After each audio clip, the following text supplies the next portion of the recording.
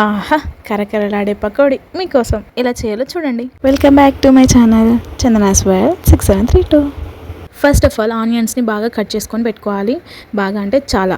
తర్వాత మంచి శనగపిండి అయితే తీసుకోవాలి. ఇప్పుడు పిండిలోనే మనము ఆనియన్స్ అండ్ ఓమా అంటే వాము అవన్నీ వేసుకొని బాగా మిక్స్ చేసుకోవాలి.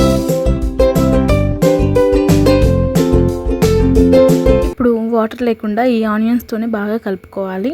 తర్వాత ఇందులోకి బొంబాయి రవ్వ వేసుకోవాలి. కొంచెం 2 కప్స్ శనగపిండికి 1/2 కప్ బొంబాయి రవ్వ వేసుకోవాలి.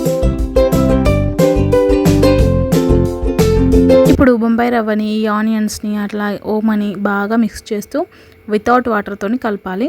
బాగా కలుపుకున్న తర్వాత ఇందులోకి సాల్ట్ అలాగే వాటర్ వేసుకుంటూ కొంచెం కొంచెంగా కలుపుకోవాలి.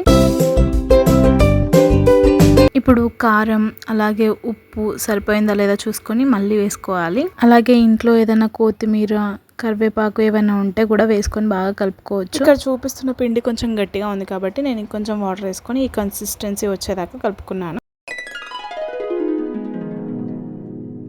ఇలాగుంటే మనకు వేయడానికి కూడా ఈజీగా ఉంటుంది. సో అందుకే ఇట్లా కలుపుకున్న తర్వాత ఇందులో బొంబాయి రవ్వ వేసినాం కాబట్టి ఒక 5 మినిట్స్ పక్కన ఉంచుకోవాలి. తర్వాత స్టవ్ ఆన్ చేసుకొని కడాయి పెట్టుకొని ఆయిల్ అయితే పోసుకోవాలి. ఆయిల్ వేడైందా లేదా చెక్ చేసుకున్న తర్వాత మనం అయితే పకోడీ అనేది వేసుకోవాలి. వేసుకునే కంటే ముందే నేను చెక్ చేస్తున్నాను. ఒకసారి చూడండి. చెక్ చేసే ముందు ఇలా కనిపిస్తుంది. ఇట్లా బబుల్స్ లాగా కనిపిస్తే మనకు వేడైనట్టే.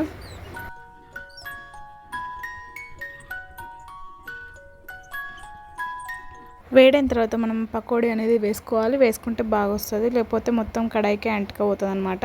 సో ఇప్పుడైతే నాకైతే ఆయిల్ వేడైపోయింది. నేను ఇక స్టార్ట్ చేస్తున్నా వేయడం. ఇట్లా వేసుకోవాలి. ఒకటే దగ్గర పడకుండా చూసుకోవాలి. సపరేట్ ప్లేసెస్లో వేయాలి, లేకపోతే అంటుకుపోతుంది అనమాట.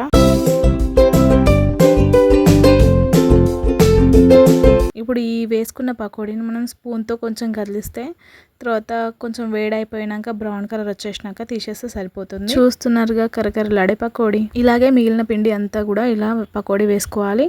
ఎందుకంటే మనం బొంబాయి రవ్వ వేసినాం కాబట్టి ఇవి బాగా క్రిస్పీగా ఉంటాయి. సో మనం బొంబాయి రవ్వ వేస్తేనే క్రిస్పీగా వస్తాయి, లేదంటే రావు. ఇదైతే గుర్తుపెట్టుకోవాలి. సో ప్రాసెస్ అంతా సేమ్ ఇలాగే చేసుకుంటూ పోవాలి.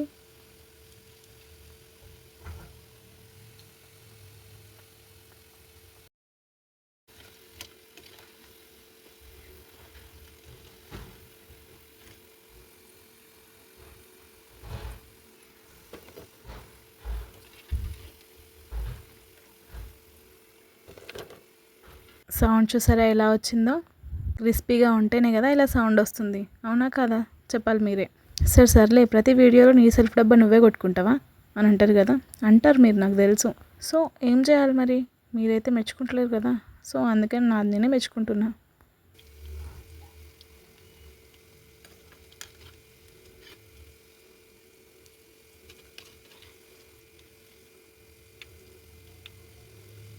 Thank you for watching. Please like, share and subscribe.